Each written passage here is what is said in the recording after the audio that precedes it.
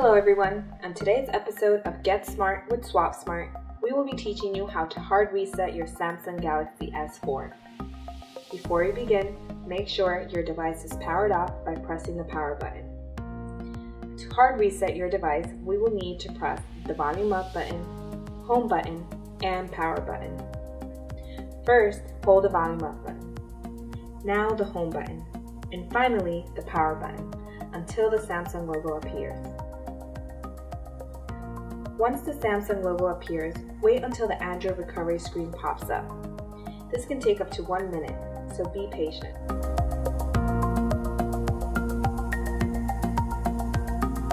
When the Android recovery screen appears, use the volume down button to navigate to Wipe Data Factory Reset and press the power button to select.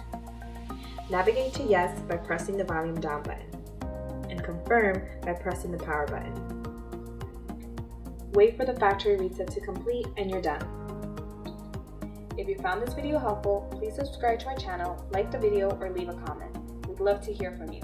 Thank you for watching. Until next time.